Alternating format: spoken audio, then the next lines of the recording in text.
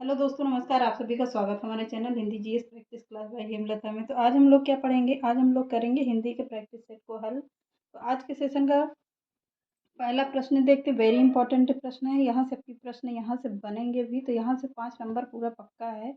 तो आज के सेशन को चालू करते हैं। आज के सेशन का पहला प्रश्न पहला पैराग्राफ देखते हैं। ये पद्य है, गद्य को इसके बाद रखा गया है। तो इसमें क्या है? पहला है,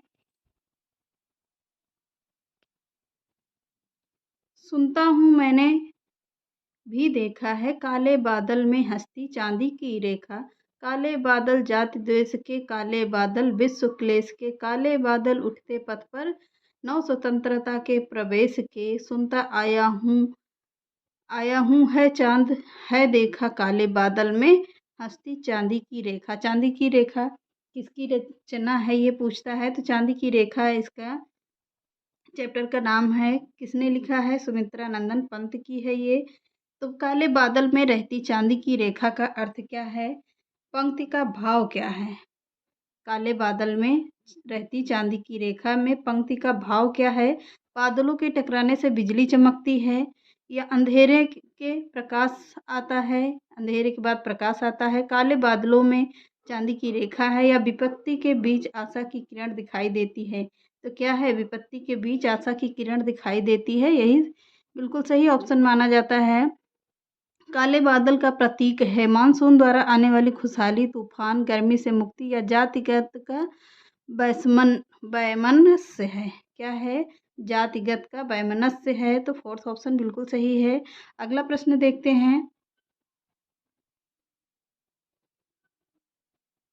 अगला प्रश्न देखिए, काले बादल में रहती चांदी की रेखा में कौन सा अलंकार है? उत्प्रेक्षा है, अलंकार है, उत्प्रेक्षा, श्लेष अलंकार, उपमा है, या रूपक है। तो कौन सा अलंकार है इसमें? काले बादल में रहती चांदी की रेखा में कौन सा अलंकार है? श्लेष अलंकार है। अगला है, निम्न में से बादल का पर्यायवाची शब्द नहीं है। घन है, पयोधर है, जलद। जलज किसका पर्यायवाची है? जल का है। जलद किसका पर्यायवाची? ये बादल का है। तो 3 बादल के पर्यायवाची याद भी कर लीजिएगा। तो जलद किसका है? जलद जल का पर्यायवाची है। अगला प्रश्न देखते हैं। स्वतंत्रता का विलोम है, क्या है? परतंत्रता है, पराधीनता है, परतंत्र है, या गुलाम है। तो क्या होगा? विलोम शब्द पूछ रहा है किसका? स्वतंत्रता का। तो स्वतंत्रता का विलोम शब्द होगा पराधीनता है। कभी क्या सुनने और देखने की बात कहता है? आशा की किरण को, निराशा को, बादलों को, या बिजली को। तो क्या कह रहा है? कवि कह रहा है आशा की किरण को देखने को, कि पहला ही ऑप्शन बिल्कुल सही है। तो अब हम चलते हैं नेक्स्ट पर, क्या? गद्य पर। गद्य पर चलते हैं। तो गद्य पर क्या होगा?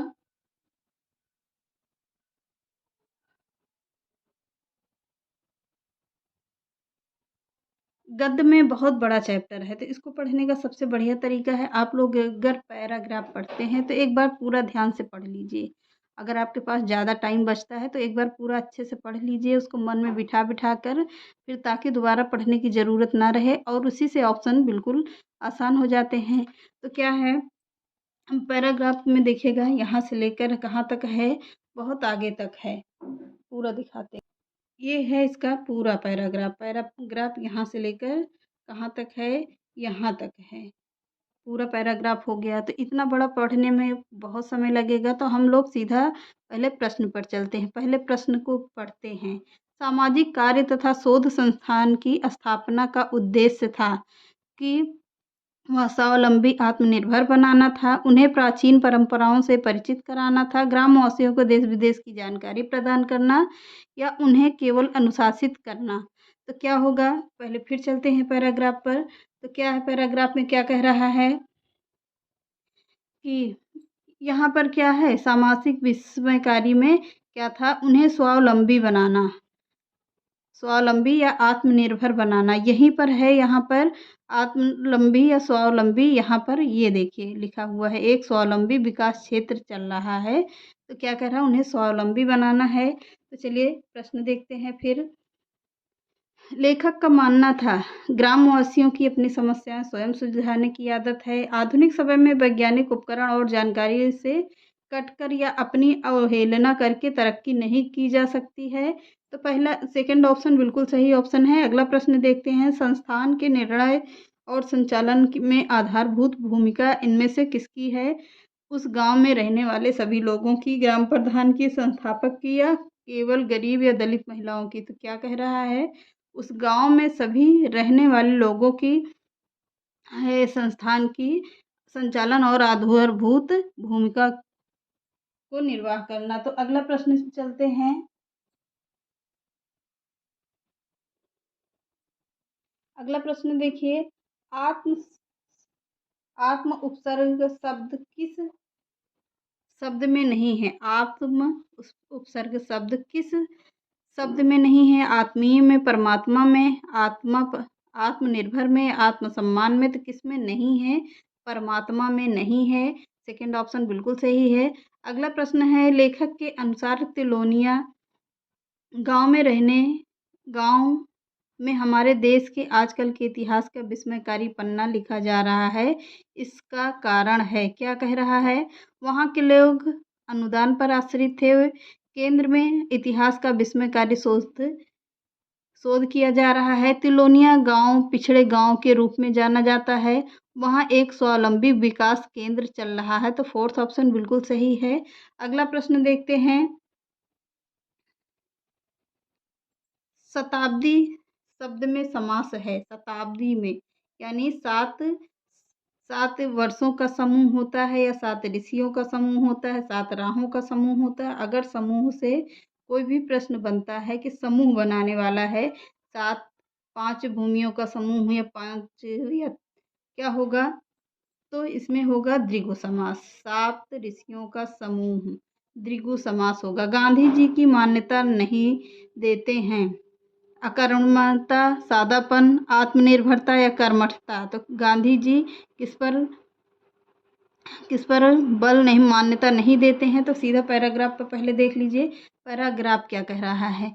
पैराग्राफ में कहाँ पर लिखा गया है, देखिए यहाँ पर लिखा गया है क्या, कि सादापन, कर्मठता, अनुशासन और सहभागिता। तो क्या था, गांधी जी का स्वावलंबी, आत्मनिर्भरता या अनुशासन, या वो नहीं था, क्या नहीं था, कर्मठता नहीं था क्या? अब सीधा आइए प्रश्न पर देखते हैं कि क्या नहीं था पूछ रहा है। तो गांधी जी का अकर्मठता नहीं था, पहला ही ऑप्शन बिल्कुल सही है। निम्नलिखित में से संज्ञा का उदाहरण है, अनुशासन, अनुशासित, आत्मनिर्भरता या स्वावलंब? तो क्या है, अनुशासित संज्ञा नहीं है।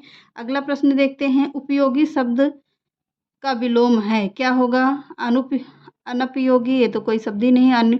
उपयोगिता, उपयोगी या अनुपयोगी? तो क्या होगा, अनुपयोगी। फोर्थ ऑप्शन बिल्कुल सही है।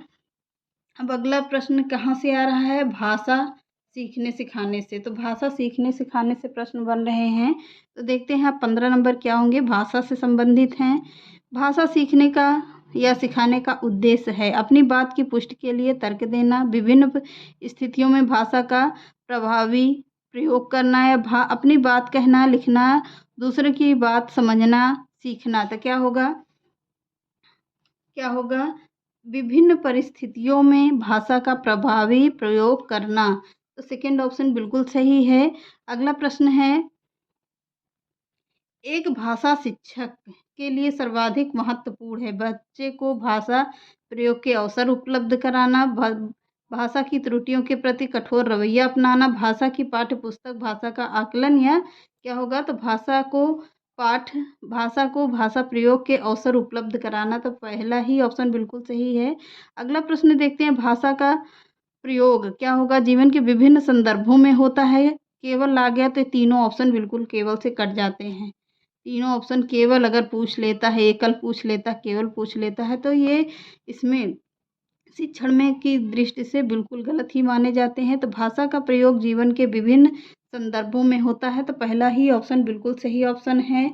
अगला प्रश्न देखते हैं, भाषा स्वयं में क्या है? भाषा एक जटिल चुनौती है, एक विषय मात्र है, संप्रेषण का एकमात्र साधन है, एक नियमबद्ध व्यवस्था है। तो फोर्थ ऑप्शन बिल्कुल सही है, भाषा एक नियमबद्ध व्यवस्था है। तो अगला प्रश्न देखते हैं, भाषा की कक्षा में एक शिक्षक बच्चे से क्या अपेक्षा करता है? बच्चे अपनी मातृभाषा का बिल्कुल भी प्रयोग न करें, क्यों नहीं करना चाहिए, बच्चे अपनी मातृभाषा से ही काफ़ी चीज़ें सिखाते हैं। तो बच्चे सवालों में बंधे-बंधाए जवाब दें, यही ऑप्शन बिल्कुल सही है। बच्चे सवालों में बंधे-बंधाए जवाब दें, बच्चे सवालों के बंधे-बंधाए जवाब दें, बच्चे सवालों के बंधे-बंधाए जवाब ना दें। तो यही ऑप्शन बिल्कुल सही है। अगला प्रश्न देखते हैं। 11 नंबर प्रश्न, बच्चे अपने प्रवेश से स्वयं भाषा अर्जित करते हैं। इसका एक निहितार्थ यह है कि बच्चों को अत्यंत सरल भाषा का परिवेश उपलब्ध कराया जाना चाहिए। बच्चों को बिल्कुल भी भाषा ना पढ़ाई जाए, बच्चों के समृद्ध भाषा परिवेश उपलब्ध कराया जाए। बच्चे केवल केवल आ गया, यहीं से गलत हो गया। तो क्या है, बच्चों को समृद्ध भाषिक परिवेश उपलब्ध कराया जाए। तो थर्ड ऑप्शन बिल्कुल सही ऑप्शन है। अगला प्रश्न देखते हैं। भाषा की पाठ्य पुस्तकें भाषा सीखने के एकमात्र संस्थान है, अभ्यारण अभ्यास परक की होनी चाहिए, साधन है या साध्य है। तो भाषा क्या है? भाषा की पाठ्य पुस्तकें एक साधन है। अगला प्रश्न चलते हैं। बच्चों की भाषा संबंधी क्रमिक प्रगति का लेखा जोखा रखना क्या है? पोर्टफोलियो हो, उत्तर पुस्तिकाएं हैं, लिखित परीक्षा है या मौखिक परीक्षा होगी? तो क्या होगा? पोर्टफोलियो होगा। तो पहला ही ऑप्शन सही है। अगला प्रश्न है, पत्र पत्रिकाएं भाषा सीखने में क्या करती हैं? त्रुटियों को बढ़ावा देती हैं, बड़ों के पढ़ने की विषय वस्तु हैं, साधक हैं, बाधक है। तो क्या है? पत्र पत्रिकाएं एक साधक हैं। अगला प्रश्न देखते हैं।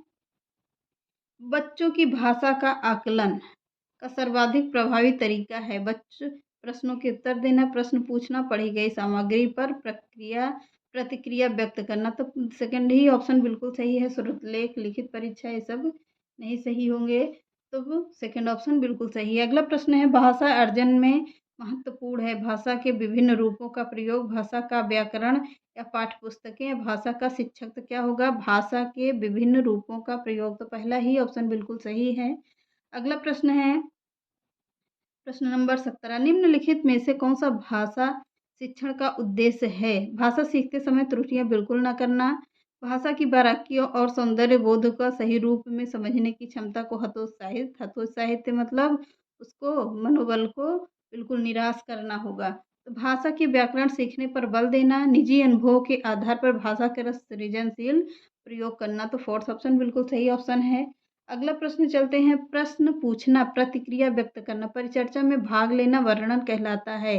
भाषा आकलन के तरीके मात्र हैं, भाषा सीखने सिखाने और आकलन के तरीके हैं। केवल केवल आ गया, यही गलत हो गया। केवल साहित्य के भी गलत हो गया। तो क्या है? सेकंड ऑप्शन बिल्कुल सही है। भाषा सीखने सिखाने आकलन के तरीके हैं। अगला प्रश्न चलते हैं। बहुभाषिक एक बहुसांस्कृतिक कक्षा में क्या है? बच्चों की मातृभाषा को समुचित सम्मान स्थान देते हुए मानक भाषा से ही परिचय कराना चाहिए। बिल्कुल सही बात है। बच्चों को मातृभाषा में पढ़ाने से उनकी मातृभाषा को हम लोग समझ पाते हैं, क्योंकि बच्चा जब पहली बार स्कूल में आता है तो अपना मातृभाषा का ही प्रयोग करेगा। तो धीरे धीरे ही माहौल में ढलता है उनकी भाषा का या उनकी मातृभाषा का प्रयोग करके ही हम लोग उनको शिक्षा दे सकते हैं। कोई भी शिक्षक उनको शिक्षा दे सकता है।